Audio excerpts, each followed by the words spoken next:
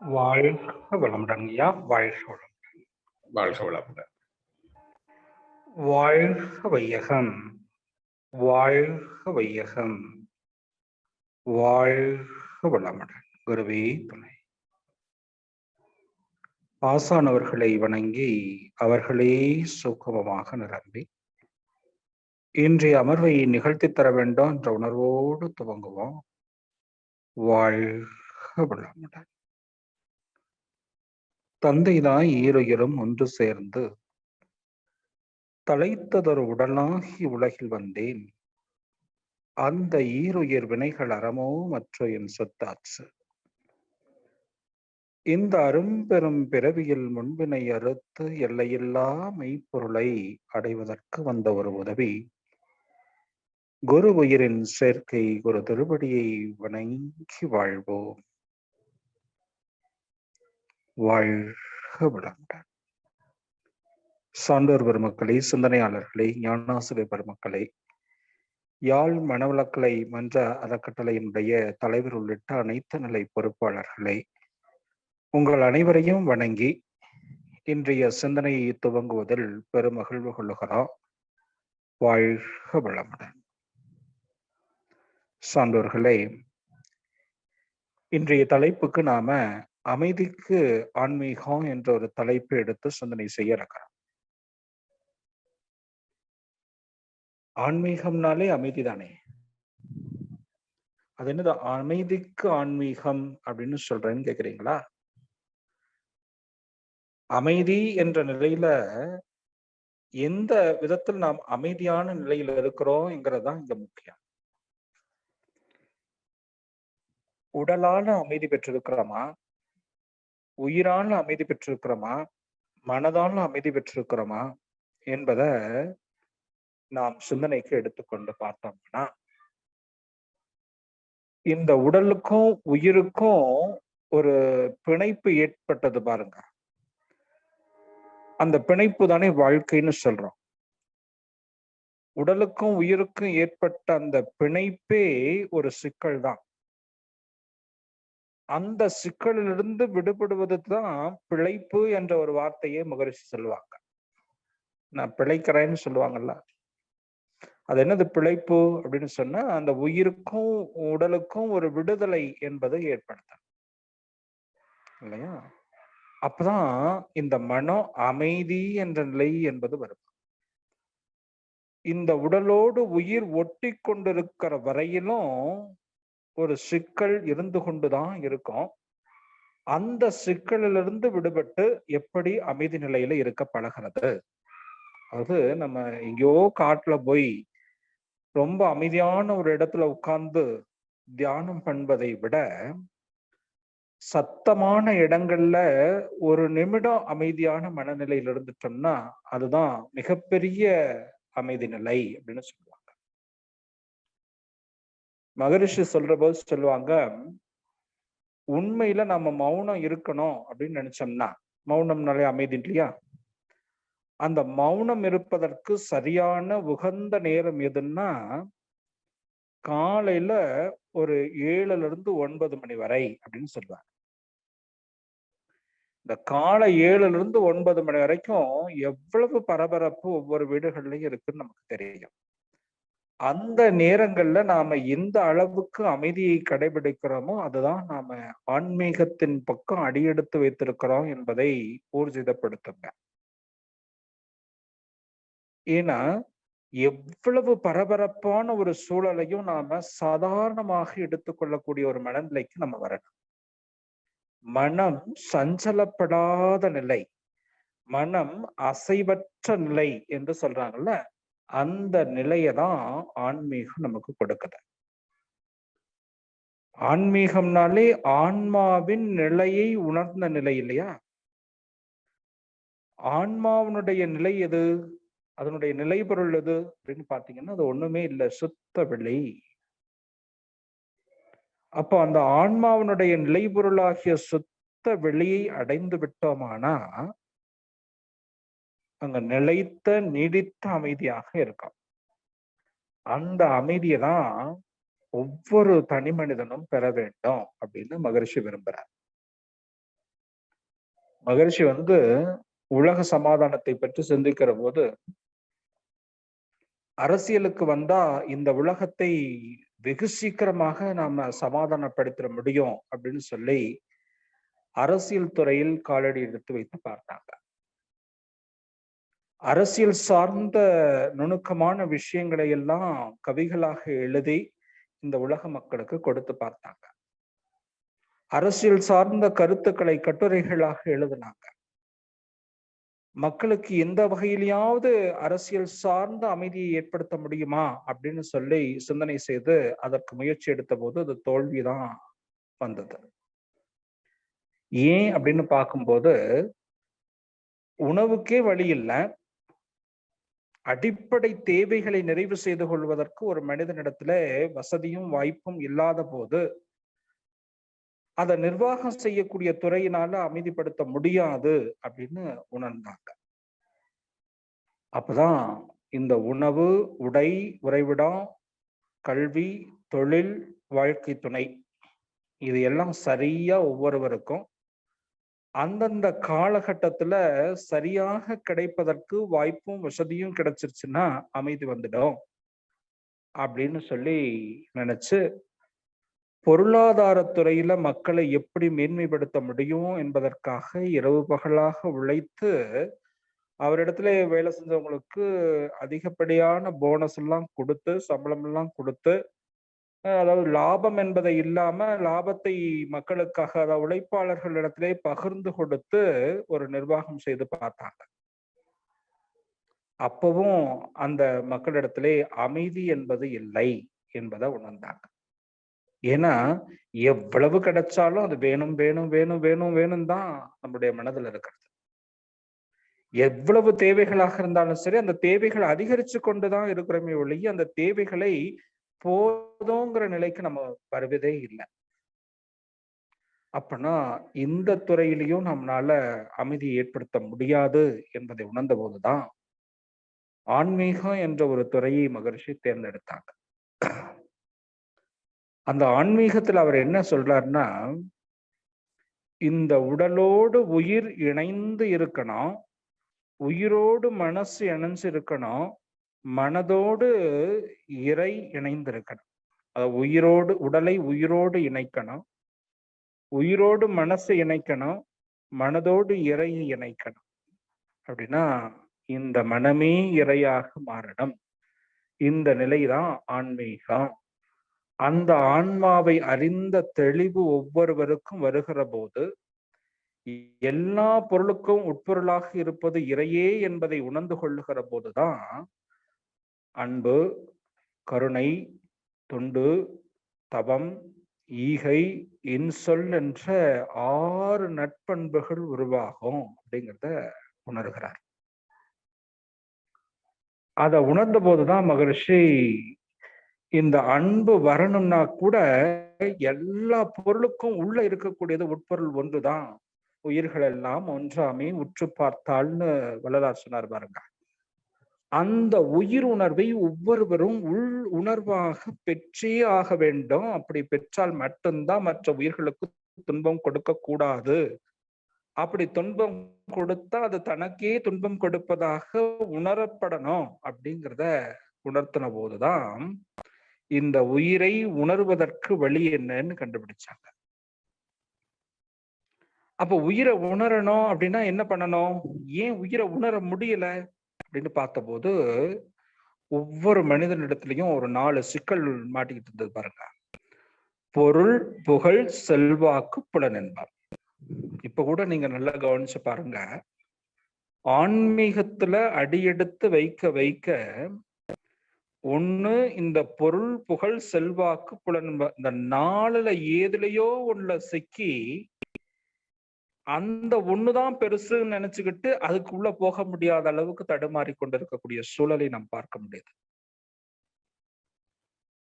ஆனா இந்த 4ல இருந்து விடுபடணும். பொருள், புகழ், செல்வாக்கு, புலனின்பம் 4லே புகுந்து அழிந்து மனித மனம் புண்ணாய் வருந்துவோர் இருள் நீங்கி இன்பமுறை என் விளக்கம் கூறுவேன்.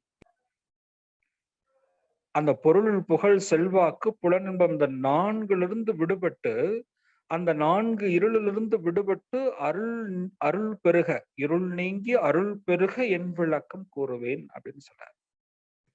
அது என்ன விளக்கமா? பொருள் புகழ் செல்வாக்கு புலனின்பம் 4 புகுந்து அழிந்து மனித மனம் புண்ணாய் வருந்துவோர் இருள் நீங்கி இன்பமுற என் விளக்கம் கூறுவேன். அப்போதும் எப்போதும் அருள் நிலையில் ஏற்ற ஆசை மற்றும் பழி செயல்களெல்லாம் மாறிவிடும். அப்ப அந்த உணர்வு வந்த உடனே எல்லாம் மாறிடும்பா.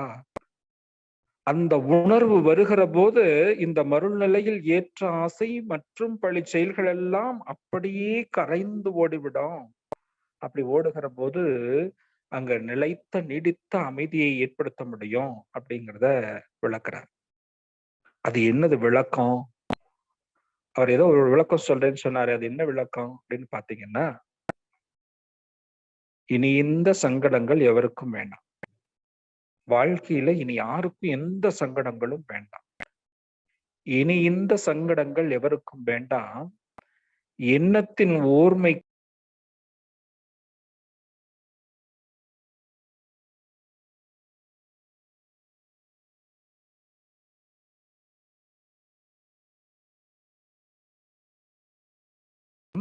கனிவுடனே கைவிரலால் நெற்றி தொட்டு கருவெழுப்பும் புனித முறையை பரப்ப உளமுவந்தும் பொறுப்பேற்றும் இருக்கின்றேன், தொடர்பு கொள்வே.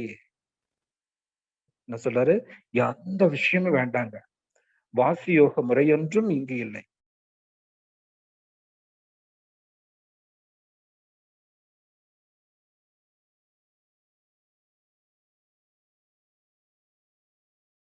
ஒரு புள்ளி உருவ மையத்துல திறந்து காட்டுறார். ஊசி முனை வாசல் ஒன்றை திறந்து காட்டி அங்கேயே உன்னை சில நாள் காவலும் வைத்து, வேற யாரும் இல்ல, அந்த இடத்துல நம்மளையே காவலுக்கும் வைக்கிறாங்க. தேசிகனாய் அருளோலிலும் பார்வை மூலம் தீட்சை மறுபடியும் ஈந்து அழைத்து சென்று உச்சி மண்டலத்தில் அமர்த்திடுவேன், அமைதி காண்பேன்.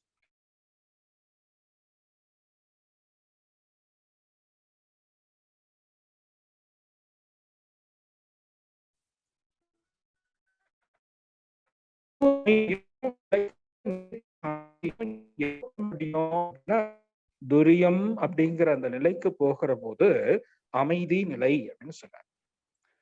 ஆக்னை என்பது தொடக்க நிலை அப்படின்னா, துரியம் ஒடுக்க நிலை, துரியாதீத நிலை அடக்க நிலை அப்படின்னு சொல்றாரு. இந்த ஆக்னையில புருவ மையத்துல இறைநிலைக்குள்ள, அதாவது ஆன்மீகத்துக்கு உள்ள நுழைஞ்சோம்னா, ஆன்மீகத்தினுடைய நுழைவாயில் புருவ மையம் இல்லையா? அந்த புருவ மையத்துக்குள்ள நுழைஞ்ச போது ஒடுக்கம் பெற ஆரம்பிப்போம் இல்லையா? அது துவக்கம், ஆன்மீகத்தினுடைய துவக்கம் அந்த நிலைதான். அந்த துவக்கத்தினுடைய நிலையிலிருந்து இன்னும் ஆழ்ந்து ஆழ்ந்து ஆழ்ந்து போக போக போக துரியத்துல ஒடுக்கம் பெற்று நிற்கும். துரியம் ஒடுக்கம் பெற பெற பெற எங்க ஆகும்னா, அதே ஒடுக்க நிலையிலேயே அமைதிப்படுத்தி அந்த நிலையிலேயே நிலைத்து நிற்கிற போது, அதுவே துரியாதீத நிலையாக மாறும் போது அது பூரண அமைதி நிலை அப்படின்னு சொன்னார்.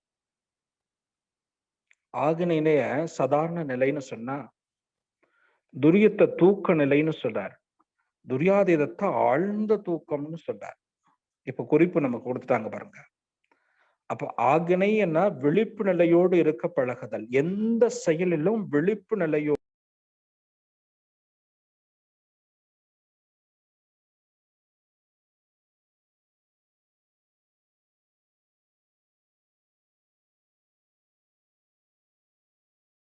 விடும் அப்படின்னு சொல்றாரு. அப்ப நல்ல குணங்களை அந்த கருமையத்துல பதிவு செய்யும் போது, அந்த கருமையம் தூய்மையாகி மேன்மை நிலைக்கு வருகிற போது அங்க அமைதி என்பது இயல்பாகவே வந்துவிடும். அந்த அமைதிதான் நிலைத்த அமைதியாக இருக்கும் அப்படின்னு சொல்றாரு. இப்ப பாருங்க, ஒரு சாதாரண மனுஷன் பரபரப்பா இருக்கிறான். அந்த பரபரப்பா இருக்கிற மனுஷனுக்கிட்ட இருக்கிற எல்லா கவலையும் மறக்கணும் அப்படின்னு சொன்ன உடனே அவன் என்ன பண்றான் அப்படின்னா, அவன் அதுக்கு தகுந்தாப்படி ஒரு மருந்தை உள்ள போடுறான், ஒரு போதை மருந்தை போட்டுக்கிறான். போட்ட உடனே பரபரப்பாக இருந்த மனநிலை திடீர்னு அப்படியே குறைஞ்சு பீட்டா ஃப்ரீக்வன்சில இருந்து தீட்டா ஃப்ரீக்வன்சிக்கு போனா எப்படி இருக்கும்னு நினைச்சு பாருங்க. அந்த தீட்டா ஃப்ரீக்வன்சிக்குள்ள போகும்போது முழுவதுமாக அவர்களுடைய அமைதி நிலை என்பது ஒரு நல்லா தூங்கிட்டு இருக்கிறவன திடீர்னு எழுப்பி விட்டா அப்படி இருக்கும், ஒரு மாதிரி படபடப்பா இருக்கும் இல்லையா? அது போல ஒரு படபடப்பு நிலை உருவாகினார். நல்லா பரபரப்பா இருக்கக்கூடியவனை போய் அமைதியா உட்காருப்பா அப்படின்னு சொன்னா அவனால உட்கார வைக்க முடியாது. அதுக்காக என்ன பண்றாங்க? அவனை படிப்படியாக படிப்படியாக அந்த நிலைக்கு கொண்டு போறாங்க. முதல்ல தொடக்க நிலை ஆக்னியை கொடுத்து அங்க ஒன்றி ஒன்றி நின்று அறிவை பழக்கி உறுதி நுட்பம் சக்தி இவை அதிகமாக்கணும். இந்த உடலுக்கு உறுதி, மனதுக்கு உறுதி, அறிவுக்கு உறுதி, இந்த உறுதி நுட்பம் சக்தி இதையெல்லாம் அதிகப்படுத்தி அன்று அன்று அதை அதிகப்படுத்தும் போது என்ன ஆகும்? அன்றன்று அடையும் அனுபவம் எல்லாம் அறிவு நிலை நிலைத்து விடும். அப்படி நிலைச்சிருச்சுன்னா என்ன ஆகும்? நன்று என்று கண்டு செயல்களாற்று நற்பண்பு புலன்களுக்கு அமைந்து போகும். எது நல்லது எது கெட்டதுன்னு நமக்கு தெரிய ஆரம்பிச்சிடும். இந்த நல்லது கெட்டது தெரிய ஆரம்பிச்சிருச்சுன்னா அந்த நல்லதை பழக்கப்படுத்தி கொண்டோம் தீயதை போக்கிக் கொள்வதற்கான வழிகளை அவரவர்களே கண்டுபிடித்து விட முடியும் என்பதை உணர்ந்தாங்க. அப்படி தவத்துல ஆழ்ந்து போக போக போக அவன் தன்னையே சோதனை செய்து செய்து செய்து தன் நிலையிலிருந்து உணர்ந்து கொள்ள முடியும். இதுதான் முக்கியங்க. தன் நிலையிலிருந்து உணர்ந்து கொள்ள முடியும். தன்னையும் மறவாது வேறொன்றையும் நினையாது இருக்கக்கூடிய ஒரு நிலை இருக்குது பாருங்க. அந்த நிலைக்கு அவங்கனால போக முடியும் அப்படின்னு சொல்றாங்க. அப்ப தன்னையும் மறக்காம வேற எதையும் நினைக்காம ஒரே நிலையில எப்படி இருக்க பழகி கொள்றது என்பதை தான் தவம் சொல்லி கொடுக்குது. அப்படி தவம் செய்யணும் அப்படின்னா இந்த உடல் ஒத்துழைக்கணும் இல்லையா? அப்ப இந்த உடல் ஒத்துழைக்கிறதுக்கு என்ன பண்றாரு மகரிஷி? இங்க உடற்பயிற்சி என்பது மிக முக்கியம். உடலுக்கு உடற்பயிற்சியை சரியா செஞ்சு உடலை சரியா வச்சுக்கிட்டோம்னா மட்டும்தான் 1/2 மணி நேரம் 1 மணி நேரம் 3/4 மணி நேரம் நான் கூட அப்படியே அசராம உட்கார்ந்து இருக்க முடியும் என்பதற்காக உடற்பயிற்சியை கொடுத்தாங்க. அப்ப இது உடல் தவமாக மாறியது, அது மனத்தவமாக மாறியது. இப்ப இந்த உடலையும் உயிரையும் இணைச்சு வச்சிருக்கிறது, உடலையும் மனசையும் இணைச்சு வச்சிருக்கிறது அது உயிர் இல்லையா? இடையில அந்த உயிருக்கு ஒரு தவம் வேணுமே, அந்த உயிர் தவமாக காய்கள் பத்தியும் கொடுத்தாங்க.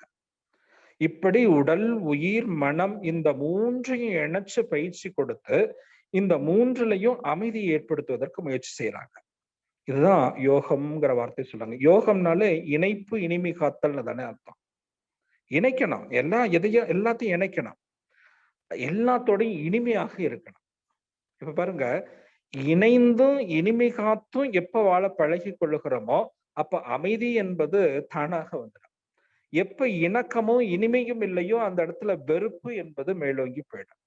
அப்ப யோகம்னாலே இணைப்பு இனிமை காத்தல் அப்படின்னு தானே அர்த்தம். அப்படி இந்த உடலோடு உயிரை இனிமைப்படுத்தி வைத்துக் கொள்றது, இணக்கப்படுத்தி வைத்துக் கொள்றது, இந்த உயிரோடு மனதை இணக்கப்படுத்தி வைத்துக் கொள்கிறது. இந்த மனம் இணக்கப்படுகிற போது இந்த தனி மனிதனை சமுதாயத்தோடு எப்படி இணக்கமாக வாழ்றது அப்படிங்கிறதுக்காக கொடுக்குறேன். ஸ்டெப் பை ஸ்டெப்பா அப்படியே உடற்பயிற்சி கொடுத்து உடல் நலத்தை சரிப்படுத்தினாங்க, தவம் கொடுத்து மனசை மேம்படுத்தினாங்க, அகத்தாய்வு தன்னையே மேம்படுத்தி கொண்டு தன்னிலையிலிருந்து தன்னையே உணர்ந்து கொள்ளக்கூடிய அந்த தற்சோதனை பயிற்சியை கொடுத்து அந்த தன்னை உணர்ந்து கொள்ள செய்யறாங்க. அப்படி தன்னை உணர்ந்து கொள்ளுகிற போது ஏற்படக்கூடிய குணநல பேரு இருக்கு பாருங்க, இந்த சப்ளிமேஷன் சொல்றமே, தவம் தற்சோதனை குணநல பேருவாக மலருகிறது. குணநல பேரு அதிகமாக அதிகமாக இந்த சமுதாயத்துல அவங்க மேன்மை நிலை அடையிறாங்க இல்லையா? அப்போ ஒரு மனிதனை சாதாரண ஆத்மா நிலையிலிருந்து அத ஒரு மகாத்மா நிலை அப்படின்னு நிலைக்கு கொண்டு போகணும். இப்ப சாதாரண ஆத்மா, நம்ம எல்லாம் சாதாரண ஆத்மா இல்லையா? அந்த சாதாரண ஆத்மான என்ன? சாதாரணமா அவங்க பாட்டுக்கு உண்டு உடுத்தி உறங்கி குழந்தைகளை பெத்துக்கிட்டு அவங்கள வாழ வைத்து பழகி கொண்டு இருக்கிறது தான் இந்த தின்று தெரிந்து உறங்கவோ பிறந்தோம்னு மகரிஷி கேட்பார்ல. அப்படி தின்று தெரிந்து உறங்கி கொண்டே இருக்கக்கூடிய அந்த மனநிலை இருக்குது பாருங்க, அந்த மனோபக்குவ நிலைதான் சாதாரண மனநிலை, சாதாரண ஆன்ம நிலைன்னு சொல்றோம். இந்த ஆன்ம நிலையிலிருந்து விடுபட்டு ஏன் பசிக்குது, நான் மட்டும் சாப்பிட்டா போதுமா, மற்றவங்களுக்கும் சாப்பிடணுமே, நான் மட்டும் உடை உடுச்சா போதுமா, மற்றவங்களுக்கும் உடை உடுத்துவதற்கு வாய்ப்புகளை ஏற்படுத்தி கொடுக்கணுமே, இப்படி இந்த உணவு உடை உறைவிடம் கல்வி தொழில் வாழ்க்கை துணைங்கிற இந்த 5 விதத்திலையும் மற்றவர்களுக்கு சரியாக நம்ம எப்போ கொடுக்க பழகி கொள்றோமோ, மற்றவர்களுக்கு இந்த 5ஐயும் அவர்கள் அனுபவிப்பதற்கு தக்க வசதிகளையும் வாய்ப்புகளையும் எப்ப நாம ஏற்படுத்தி கொடுக்கிறோமோ அப்பதான் ஒவ்வொரு மனிதனிடத்திலும் அமைதி என்பது சரியாக வரும். இந்த மகரிஷி சொல்றாரு பாருங்க வாழ்க்கை தத்துவத்துல, இப்போ நாம 3 வேளை சாப்பிட்டு நல்ல தெம்பா இருக்கிறோம். இப்போ நல்லா சாப்பிட்டு நல்ல வசதியா ஒரு பெரிய வீட்டுல இருக்கக்கூடியவங்க எல்லாம் பார்த்து சாதாரணமா ரோட் சைட்ல இருக்கக்கூடியவங்க, வசதியே இல்லாதவர்கள், சாப்பிடறதுக்கு வழியே இல்லாதவங்க, அவங்களெல்லாம் பார்த்து, பா இவங்களாவது நல்லா இருக்காங்களே, இவங்களாவது நல்லா சாப்பிட்டு நல்ல பெரிய வீட்டுல இருக்கிறாங்களே, நம்மளால இப்படி இருக்க முடியல அப்படின்னு நினைச்சிட்டு போறாங்களா? ஐயோ நம்மளால இருக்க முடியலையே, அவங்க இப்படி இருக்கிறாங்களே அப்படி யோசிக்கிறாங்களான்னு பாருங்க. இப்படி பெரும்பாலும் பாத்தீங்கன்னா உயர்ந்தவர்களை கண்டு இந்த இல்லாதவர்கள் ஏங்குகிற மனநிலை தான் இன்னைக்கு சமுதாயத்தில் இருக்கிறது. இந்த 5 விஷயங்கள் சொல்ல பாருங்க: உணவு, உடை, உறைவிடம், கல்வி, தொழில், வாழ்க்கை துணை. இந்த 6 விஷயத்தையும் கிடைத்தவன் நிறைவு பெற்றான்னு சொல்லவே முடியாது. கிடைச்சவன் அதை அனுபவிச்சுட்டு இருக்கான். கிடைக்காதவர்கள் கிடைத்தவர்களை பார்த்து ஏங்கிக் கொண்டிருக்கிறார்கள். அப்படி ஏங்கும் போது அந்த ஏக்கமே வருத்த அலைகளாக, உணர்ச்சி நிலை பெற்ற அலைகளாக உருவெடுக்குது. அந்த உணர்ச்சி நிலை பெற்ற உணர்வுகள் இருக்கு பாருங்க, அந்த உணர்ச்சி நிலை என்பது வேக நிலையாக உருவெடுத்து அந்த வேகம் அவர்களை தாக்க ஆரம்பிக்கிறது. அதனாலதான் இந்த ரோட் சைட்ல இருக்கிற சாதாரணமா ஒண்ணுமே இல்லாத குழந்தைகள் இருக்காங்க பாருங்க, அவங்களுக்கு எந்த நோயும் வர்றதில்லை. ஏன்னா அவங்க கிட்டதான் உருவாகினாலும் கூட அதை இம்யூனிட்டி அந்த இடத்துல இன்க்ரீஸ் ஆயிடுது.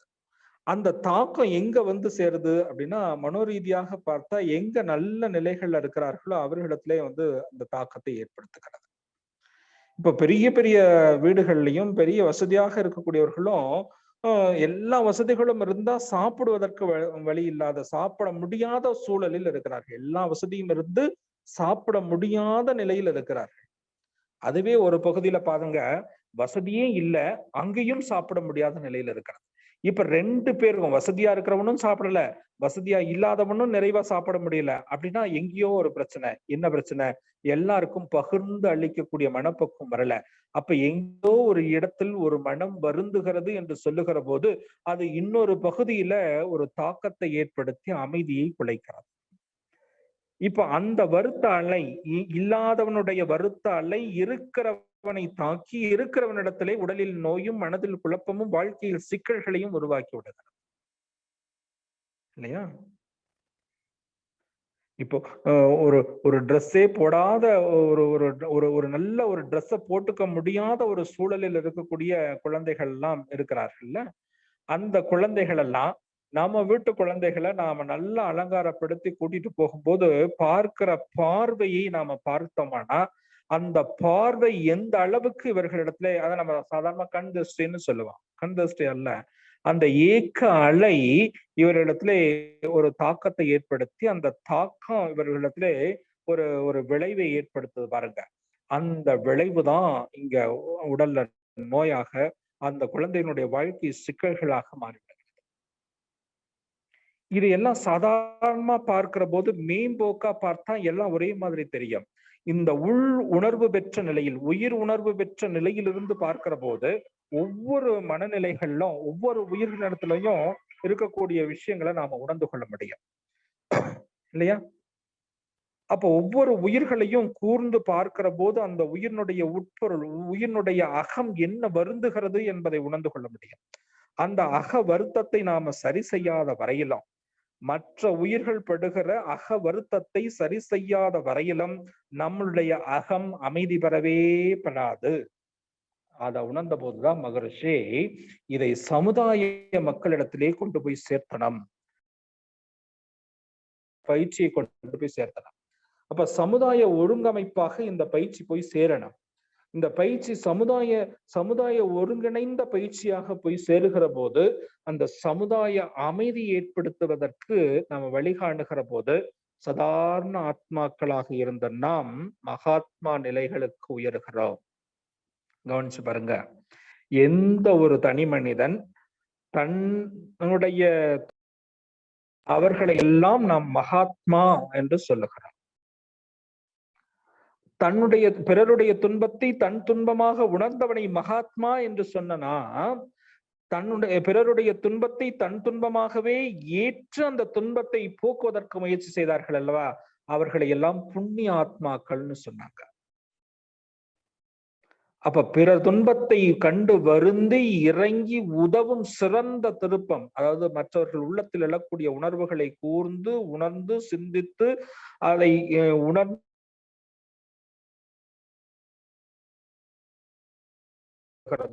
அந்த மனநிலை வந்த நிலையதான் நாம என்ன சொல்றோம், அறம் தோன்றிய நாள். அப்ப அற வாழ்க்கை ஒன்று மட்டும்தான் ஒவ்வொரு மனிதனையும் மேம்படுத்தும். அற வாழ்க்கை என்பது என்ன?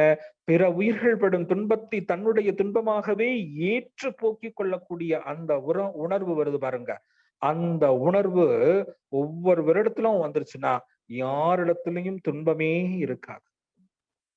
மற்ற உயிர்கள் படும் துன்பத்தை உணர்ந்து போக்கிக் கொள்ளக்கூடிய அந்த மனநிலை உணர்கிற போது அப்பதான் உயிர் உணர்வு உள் உணர்வாக பெற்ற நிலை என்பது அர்த்தம். ஒரு சாதாரண ஒரு செடி வாடின போது அது தானே வாடினதாக அவர் உணர்றார். ஒரு செடி வாடிய பயிரை கண்ட போதெல்லாம் வாடினேன் அப்படிங்கிறார்ல. அப்படின்னா என்ன அர்த்தம்?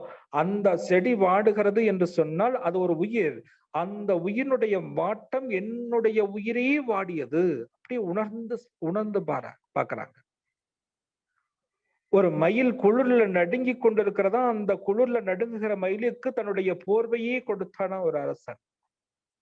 அப்ப அந்த மயிலினுடைய அந்த குளிரு தன்னுடைய துன்பமாகவே உணர்ந்து அதை போக்குவதற்கு முயற்சி செய்த போது அவன் உயர்ந்தவனாக மாறிவிடுகிறான் இல்லையா? இப்படிதாங்க ஒரு முறை குரான்ல ஒரு கதை சொல்றாங்க பாருங்க. சுலைமான் ஒருத்தர் இருந்தான். அவன் அதிகாலை நேரத்துல எப்பொழுதுமே 5 வேளை தொழுகையும் சரியாக செய்யக்கூடியவன், ஒரு வேளை தொழுகை கூட விடாதவன். ஒரு முறை மார்கழி மாதம் அதிகாலை நேரத்துல எழுந்து போகிறான் தொழுகைக்காக. அப்படி தொழுகைக்காக போகிற போது இந்த குளிரில் நடுங்கி கொண்டு ஒரு பூனைக்குட்டி, ஒரு சின்ன பூனைக்குட்டி அப்படியே குளிர்ல நடுங்கிக்கிட்டு உட்கார்ந்துருக்கு. அப்படி குளிர்ல நடுங்கிட்டு இருக்கிற அந்த பூனைக்குட்டியை பார்த்த உடனே இவனுக்கு என்ன உணர்வு தோன்றுது தெரியுமா? அந்த உணர்வு, அந்த குளிர்ல நடுங்கக்கூடிய உணர்வு தானே நடுங்குவது போன்ற ஒரு உணர்வு வந்ததான். அப்ப உடனே அந்த பூனைக்குட்டியை எடுத்து தன்னுடைய அவங்க கோட்டு மாதிரி போட்டிருப்பாங்களே, அந்த கோட்டுக்குள்ள அந்த பூனைக்குட்டியை வச்சுக்கிறான். ஒரு பகுதியில இந்த வயிற்றினுடைய கதகதப்பு, ஒரு பகுதியில இந்த கோட்டினுடைய கதகதப்புல அந்த பூனைக்குட்டி அப்படியே ரொம்ப சுகமா அப்படியே அமைதியா நிக்குதுங்க. ரொம்ப நேரம் ஆச்சு. அப்படியே அந்த சத்தம் எல்லாம் குறைஞ்சு அமைதியா நிலைக்கு வந்தது. அந்த துன்பத்தை போக்குகிற போது அவ்வளவு நேரம் கத்திக்கிட்டு இருந்த அந்த பூனை, அமைதி இழந்து இருந்த பூனை, அந்த துன்பம் போகிற போது, அந்த உடல் துன்பம் நீங்குகிற போது அந்த அமைதிக்கு வந்தது பாருங்க. அப்படி அமைதிக்கு வந்த போது அதை விட்டுட்டு அவன் தொழுகைக்காக போகிறான். தொழுகை நேரம் விடுந்து விட்டது. ஐயோ, இன்னைக்கு தொழுகை செய்யலையே, இந்த ஒரு நாள் தொழுகை என் வாழ்நாள் முழுக்க என்னுடைய வாழ்நாள்ல ஒரு பெரிய களங்கமாக ஏற்பட்டு விட்டதே, இந்த தொழுகை விட்டதுனால எனக்கு சொர்க்கமே கிடைக்காதுன்னு நினைக்கிறான்.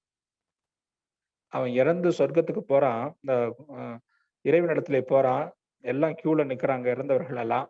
இறைவன் யாருடைய கலக்க வழக்கெல்லாம் பார்த்து ஒரு பகுதியில இப்ப இவனை நரகத்துக்கு அனுப்பு, இவனை சொர்க்கத்துக்கு அனுப்புன்னு அனுப்பிட்டு இருக்கிறாராம் கதைக்காக. அப்ப இவன் போய் நிக்கிறான். இவனை பார்த்த உடனே இவனை சொர்க்கத்துக்கு அனுப்புங்க அப்படின்னு சொல்றாரு. அப்ப இவனுக்கு சந்தேகம். சாமி, நீங்க 5 வேளை தொழுகை செய்தவன் தானே சொர்க்கத்துக்கு போக முடியும்னு சொல்லியிருக்கீங்களே, நான் ஒரு நாள் தொழுகை, ஒரு வேளை தொழுகை நான் செய்யவில்லை, அப்புறம் எப்படி நான் சொர்க்கத்துக்கு போக முடியும் அப்படின்னா. அப்போ இறைவன் சொன்னானா, நீ அந்த ஒரு வேளை தொழுகை செய்யாததுனாலதான் இன்னைக்கு நீ சொர்க்கத்துக்கு போற, அன்னைக்கு தொழுகைக்கு போயிருந்தனா அன்னைக்கு நரகத்துக்கு போயிருப்ப அப்படின்னா.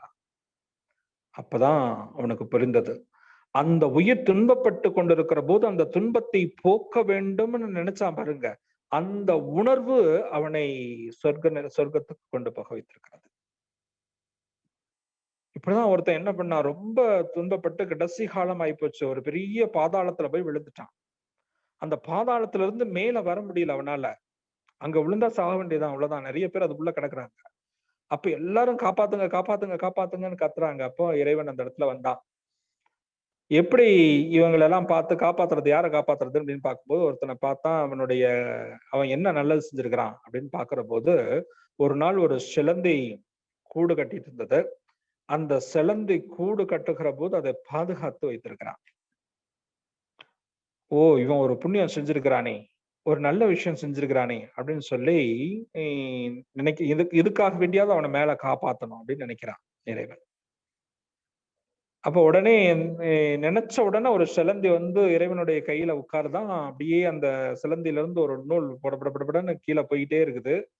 அப்போ இறைவன் சொல்றான், அந்த சிலந்தியினுடைய நூலை பிடித்துக் கொண்டு நீ மேலே ஏறி வா அப்படிங்கிறார். இவனுக்கு ஒரு அதாவது பய உணர்வும் ஒண்ணு, இன்னொன்னு நம்பிக்கையே இல்லை. சிலந்தியினுடைய அந்த நூலை பிடித்து கொண்டு எப்படி மேல ஏற முடியும், அது அருந்து போயிடுமே அப்படின்னு நினைக்கிறான். அப்ப கேட்கிறான் இறைவனிடத்துல, இது அருந்து போயிடுமே, இதை பிடிச்சு நான் எப்படி மேல வர முடியும், நீ பிடித்து கொண்டு ஏறு, அதெல்லாம் அருகாது, பார்த்து கொள்ளலாம் அப்படிங்கிறான். சரின்னு இவன் பிடிச்சிட்டே ஏறி வரான். அது ஏற ஏற ஏற அது நல்லா ஸ்ட்ராங்கா கயிறு போல இருக்குது. ஏறி வந்துட்டே இருக்கான். பாதி தூரம் மேல வருகிற போது கீழே ஏதோ சவுண்டு.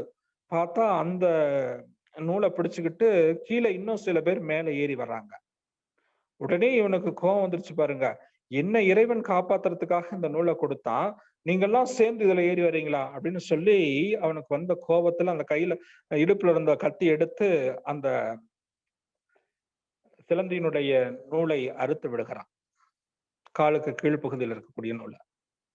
அது என்ன நடந்ததுன்னா, மொத்த நூலுமே அருந்து தொப்புன்னு போய் எல்லாம் கீழே விழுந்தாங்க. அதுல இவனும் சேர்ந்து போய் கீழே விழுந்தான்.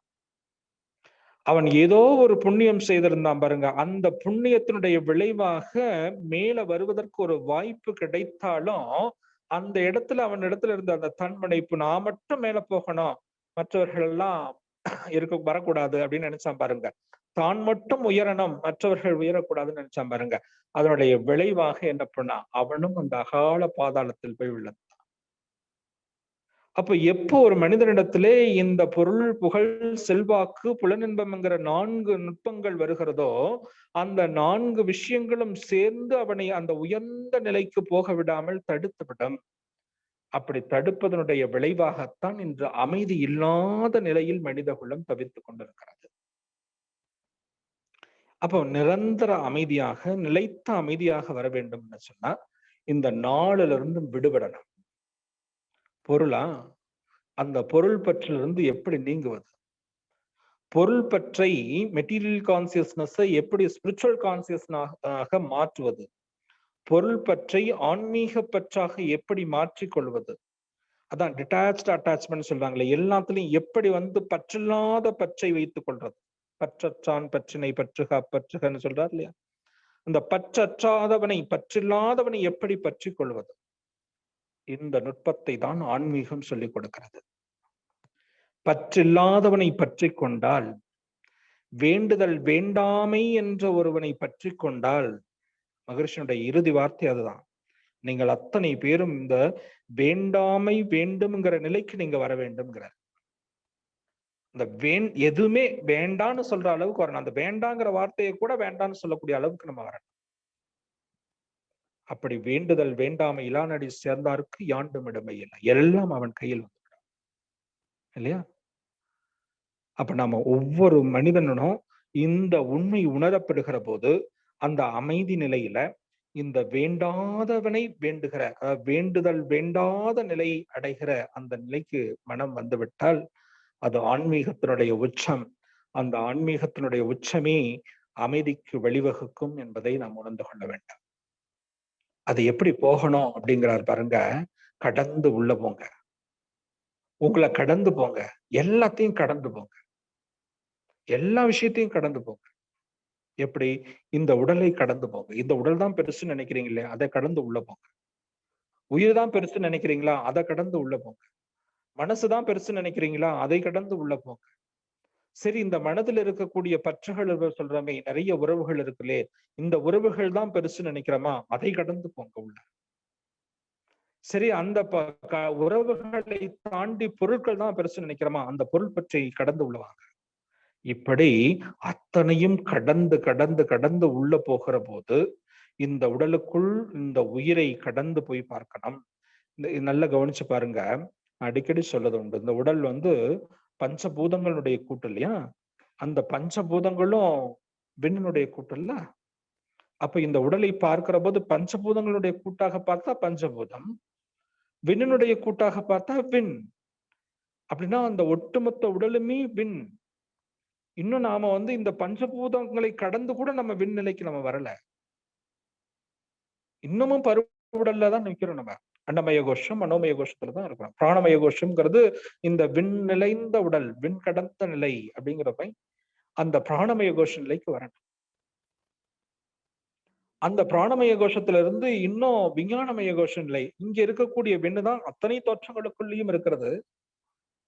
இந்த உடலுக்கு உடலாக இருக்கிற போது அது சித்தாகாசம். இந்த உடலை தாண்டி பிரபஞ்ச வெளி முழுக்க இருக்குது பாருங்க, அது பூதாகாசம். அதையும் தாண்டி போனா மகாகாச நிலை.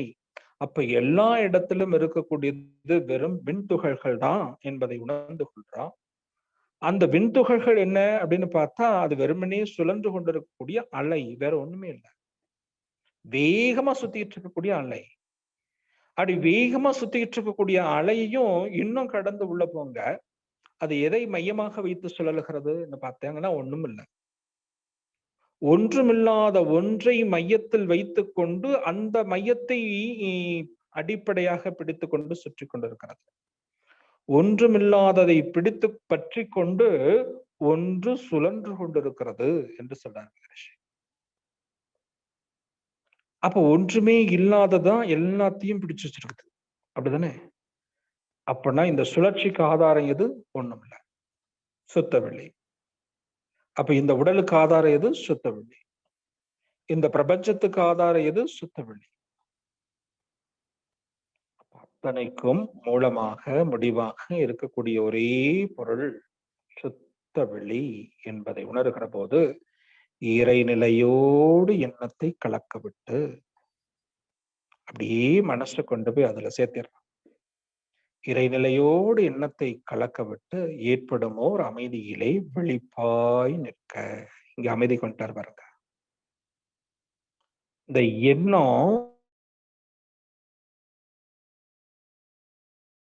ஏற்படுத்த முடியும்.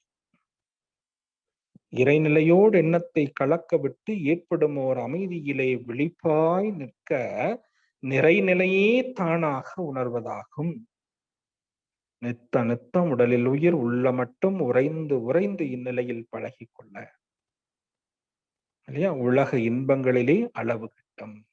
இப்ப மெட்டீரியல் கான்சியஸ்னஸ் போக என்ன பண்ணணும்? உறைந்து உறைந்து எந்நிலையில் பழகி கொள்ளலாம், இந்த சுத்த வழியில் பழகி கொள்ளலாம். அப்ப மெட்டீரியல் கான்சியஸ்னஸ் போய் ஸ்பிரிச்சுவல் கான்சியஸ்னஸ் அதிகமாகும். உறைந்து உறைந்து இந்நிலையில் பழகி கொள்ள உலக இன்பங்களிலே அளவு கிட்டும் கரைந்து போம் தன்முனைப்பு காணும் தெய்வம். அப்ப தெய்வ நிலையை அங்கதான் காண முடியும்.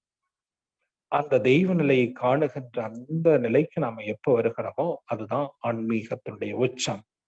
அதுதான் ஆன்மா தன் மூலத்தை உணர்ந்த நிலை. அந்த ஆன்மா தன் மூலத்தை உணர்ந்த நிலையில் அனைத்தும் ஒன்றாக பார்க்கப்படும் போது பார்க்கப்படும் பொருளும் ஒன்று, பார்ப்பவனும் ஒன்றாக மாறிவிடுவான். பார்ப்பவனை பார்ப்பவனாக மாறிவிடுவான். அப்ப பார்ப்பவனும் பார்க்கப்படும் பொருளும் ஒன்றாக இருக்கிற போது அங்கு பிணக்கு என்பதற்கு வாய்ப்பே இல்லை, இல்லையா? எல்லாமே ஒன்று இல்லையா? அந்த இடத்துல எங்க யார் யாரோடு பிணக்கு ஏற்படுத்திக்க முடியும்? யார் யாரை வெறுக்க முடியும்? அந்த வெறுப்பு என்பது இல்லை. அந்த இடத்துல வெறுப்பு என்பதும் இல்லை, வெறுப்பு என்பதும் இல்லை. இந்த வெறுப்பு விருப்பு ரெண்டையும் கடந்து போனா அதுதான் அமைதி நிலை. அந்த அமைதியை தான் ஆன்மீகம் நமக்கு கொடுக்கிறது என்பதை சொல்லி இந்த அருமையான வாய்ப்புக்கு நன்றி கூறி நிறைவு செய்வோம். வாழ்க வளமுடன், வாழ்க வளமுடன்.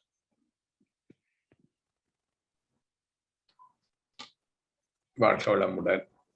வாழ்க வளமுடன். ஆன்மீகம் என்ற தலைப்பிலே மனவளக்கலை ஊடாக நமது பயிற்சிகள் ஊடாக அமைதி நிலைக்கு எப்படி நாங்க வரலாம், ஆக்கினை தொடக்கம், துரியம் ஒடுக்கம், துரியாதீதம் அடக்கம், பூரண அமைதி நிலை என்ற வகையிலே பல உதாரணங்களை மனவளக்கலை ஊடாக அமைதிக்கு செல்லலாமா என்பதற்கான விளக்கங்கள் ஒரு பரபரப்பான நிலையிலே மௌனமாக அமைதியாக இருப்பது எப்படி போன்ற நல்ல பல தெளிவான விளக்கங்களை ஐயா அவர்கள் நமக்காக அளித்திருக்கிறார்கள். உண்மையிலேயே மனவளக்கலை பயிலக்கூடியவர்கள் இப்படியான ஒரு அற்புதமான பேச்சை கேட்பதன் மூலம் மனவளக்கலையின் உன்னதம் மகரிஷியின் உன்னத நோக்கத்தை அறிந்து கொள்ளக்கூடியதாக இருக்கிறது. எனவே ஐயா அவர்களை யாழ் மனவளக்கலை மன்ற அறக்கட்டளையின் சார்பிலே நன்றிகளையும் வாழ்த்துக்களையும் அவருக்கு தெரிவித்துக் கொண்டு இப்பொழுது கருத்து பரிமாற்றம் அல்லது கேள்விக்காக கைகள் உயர்ந்திருக்கிறது. அவர்களை அன்போடு அழைக்கிறேன். யாழ் நகரில் இருந்து அருணி தவனுதாசன்.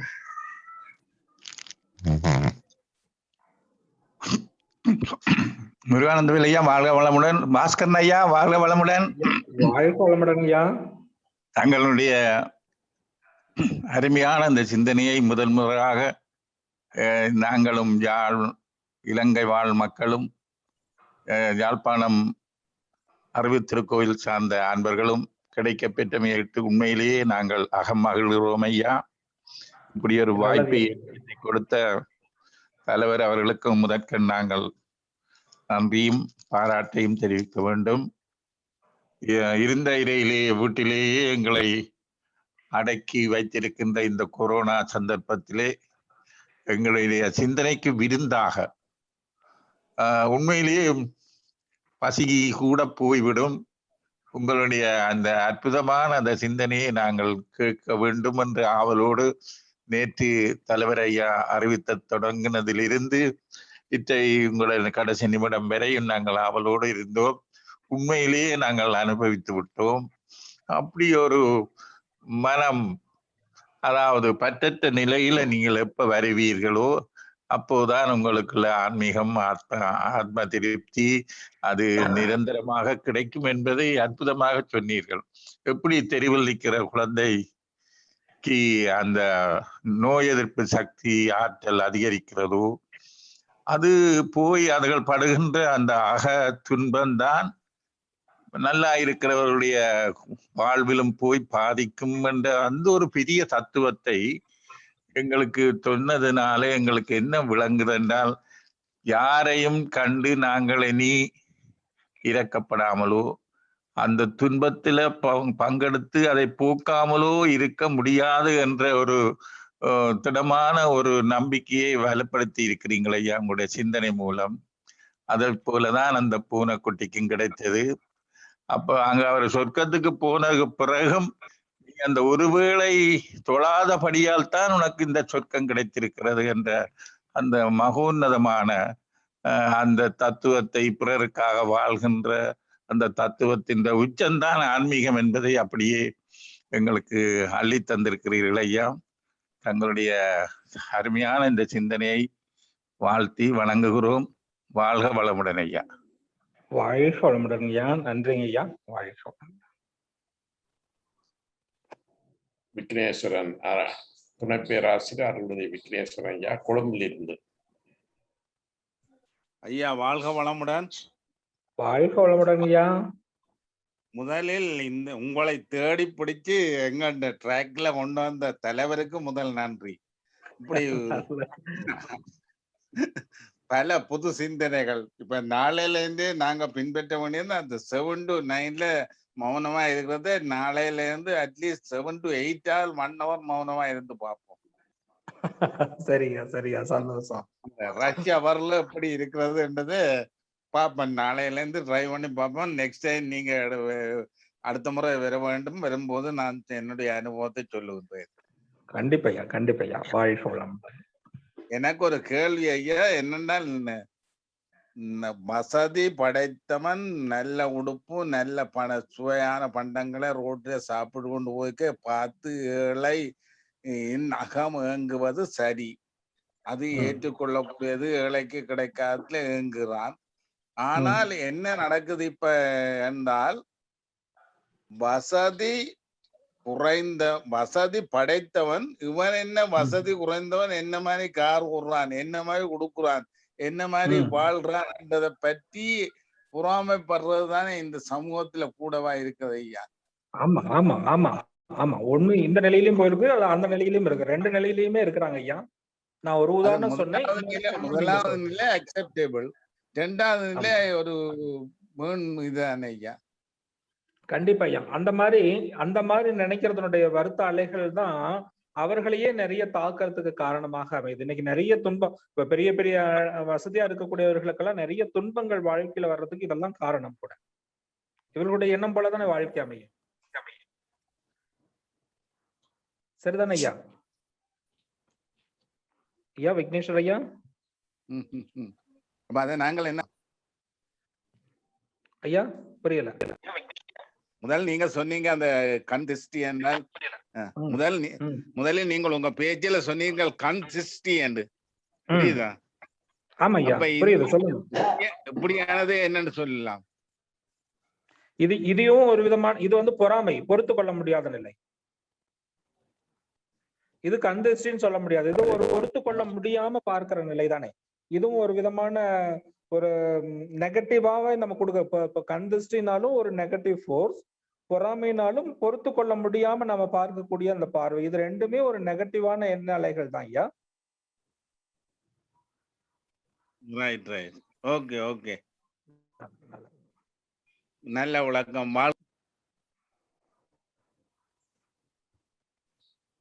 வாழ்க வளமுடன். ஜெயராணி அம்மா. வாழ்க வளமுடன் முருகானந்தம் ஐயா. வாழ்க வளமுடன் பாஸ்கரன் ஐயா. காலையில் சூரியன் வரும், ஆனா இன்றைக்கு மாலையில சூரியன் உதிச்சது மனவளக்கலை மூலம். உயிரை உணர்றதுக்கு பொருள் செல்வாக்கு, பொருள் இன்பம், அந்த நாள்ல இருந்து விடுபட்டு விட்டா இருள நீங்கி அருள் பெருகும் என்று ஒரு சிறப்பான சிந்தனை மனவளக்கலை.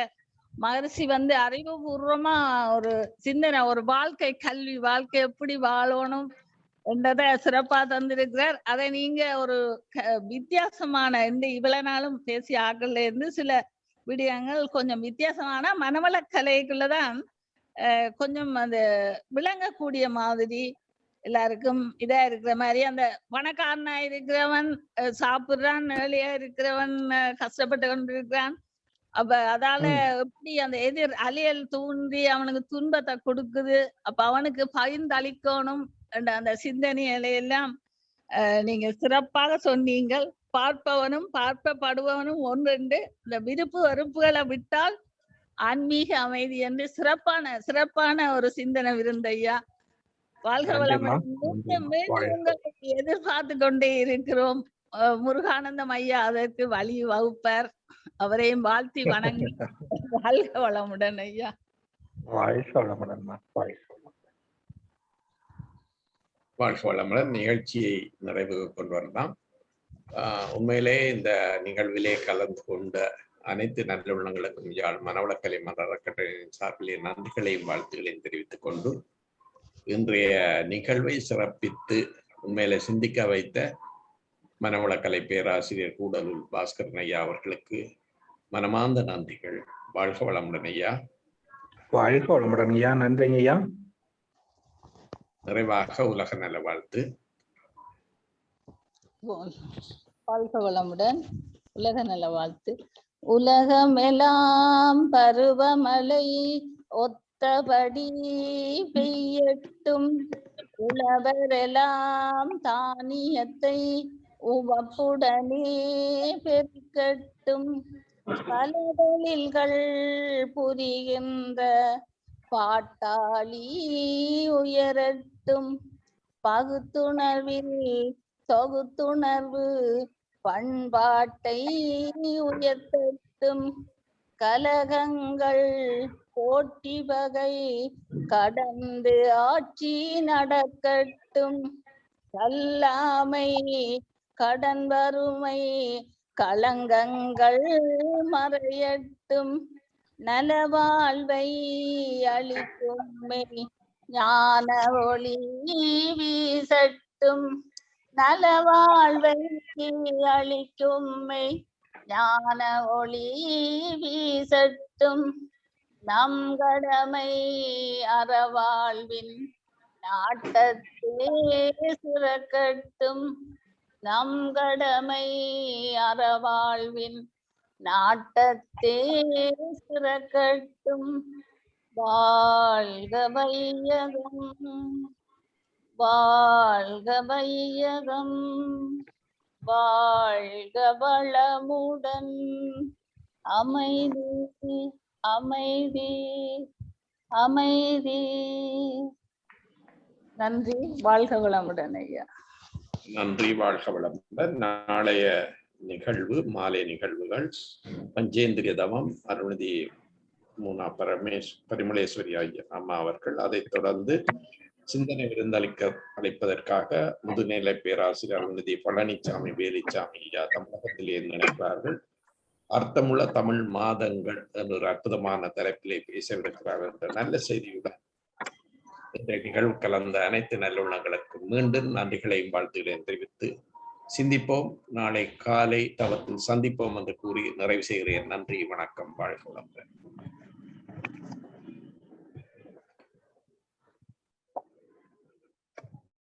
வாழ்க வளமுடன்.